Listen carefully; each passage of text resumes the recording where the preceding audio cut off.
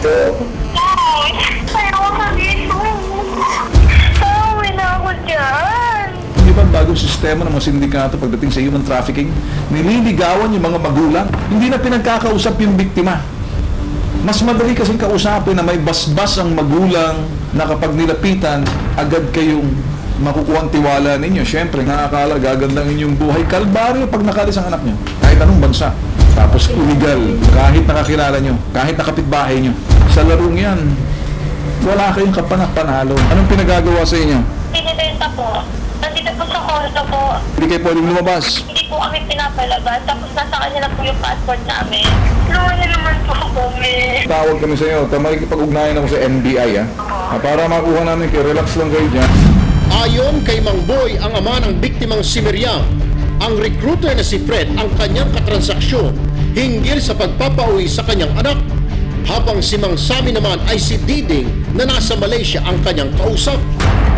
80,000 pesos o 80,000 piso ang hinihinging kabayaran ng mga sospek kay Mang Boy para makauwi ang anak nitong si Miriam. At sa recruiter nitong si Fred, ibibigay ang pera. Road trip tayo na isang ikaw trafficker. Gagawin natin to sa Tantay. Isa lang yung subject natin, yung complainant natin, siya yung mag-aabot ng pera dun sa subject. Tapos malapit sa bahay niya sa may Lempira Street. Basta makita natin na na tinanggap na yung pera. Ano yung natin?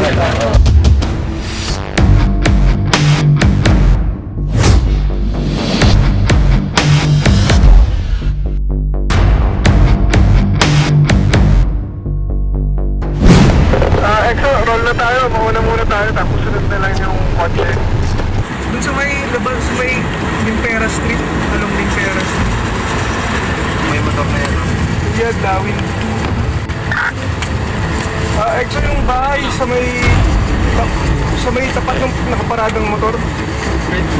627. Yun lang. Tama yan, ayun, no? Motor na pula din.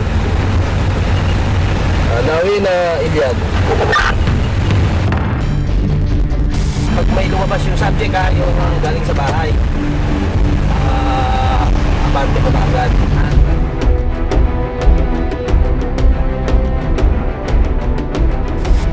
Mautak ang recruiter na si Fred. Hindi ito lumabas ng bahay at sa gate lamang inabot ang perang ibinigay ni Mang Boy. Subalit, sa akala nitong papaalis na si Mang Boy, gamit ang sasakyang dinadrive para sa kanyang amo kuno, lumabas ang kulukoy na si Fred. Ito na ang hudyat sa bitag at mga ahente ng NBI ATDIS.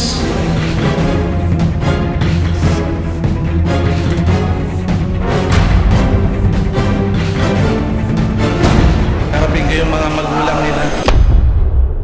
Pagdating sa NBI ATDIS, galit na sinalubong ng mga magulang na nagrereklamo ang suspect na si Fred. Niloko mo kami. Nanay, huwag po kayo magsisinungaling. Dito, hindi na kontrolado ng bitag ang mga pangyayari.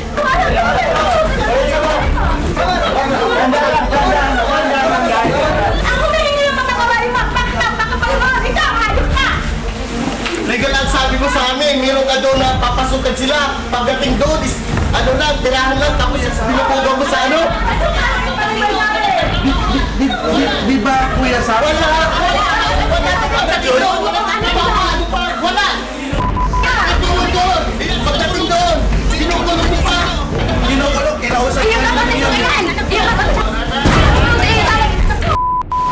Kayo mga yan, lumapit sa akin. Itong grupo na to ng NBI na to, 3 beses. Pangatlo ka na itong rescue na to. Ito rescue yung gagawin dito. Makinig ka. Yung mga anak nila, nag-iiyakan yan sa akin, sa telepono, nagmamakaawa. Andiyan pa sa text message, oh. Eh, huwag ka magsisuro. Untok yung ulo mo. Sir, hindi ko alam, sir. Hindi mo alam. Ngayon, alam mo na. Ngayon, alam mo na. Ngayon, alam mo na. Ngayon, alam mo na. Ayun. Tutulong ka, sasabihin doon sa baklang bading na bayaw mo, ha? Isauli dito mga anak nila. Kung hindi, pipit-pitin kong mo. Sa gitna ng usapan, biglang tumawag ang aming hinihintay, si Bernardo Florencio alias Diding. Hello, Brad. Pauwiin daw yan. Oo. Yung tatlo. Hindi, i-schedule ko bukas yung flight nila kasi hindi naman agad bukas may flight. Baka linggo.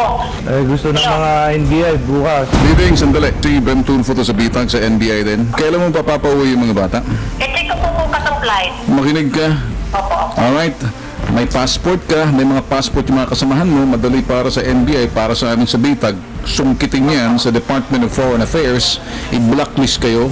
Madali sa amin makipag-coordinate sa Royal Police ng yung Malaysia para ipa-deport kayo. Pagdating nyo rito, magkakaroon pa kayo ng problema ngayon. So, kailan mo gagawin to? Bukas po. Bukas na bukas, kinakailangan nakauwi ng mga bata. Opo. Kasi kasuhin ko po bukas.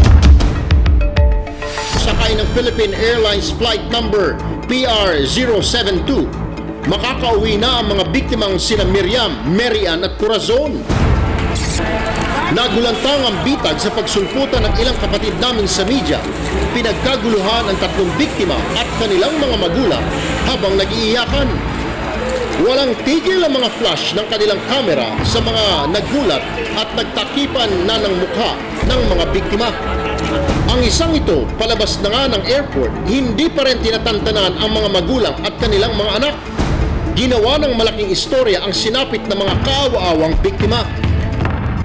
Sa sasakyan pa lamang, hindi na napigilan ng mga biktimang sina Miriam, Marian at Corazon na magsalita sa kanilang mga magulang sa sinapit nila sa Malaysia.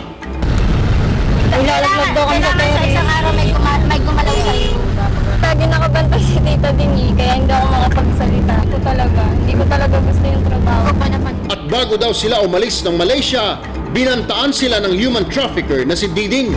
Paalala daw namin, pag hindi daw pinalabas si Fred, may mangyayari na daw sa amin. Isang pitik lang daw. Isang pitik lang daw na. Hindi lang daw po yung buhay namin ng akatalit pati buong angkan. So, pumunta kayo para magtrabaho bilang waitress. Tapos na makita din yung pala tok-tok yung mga nandoon. Okay. Pero ano yung naalala mo na mapait? Parang mayroon ka pang hindi sinasabi. Hindi po kami susunod.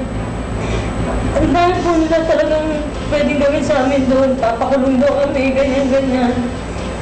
Sabi niya, okay, lalaban dito dahil hindi yung lugar to. O naman, kayo naman, mga magulang, simula ngayon, ang gagawin ninyo ngayon, tutulong kayo ngayon sa amin, sa krusada namin, para wag mabiktima illegal recruitment kahit saan.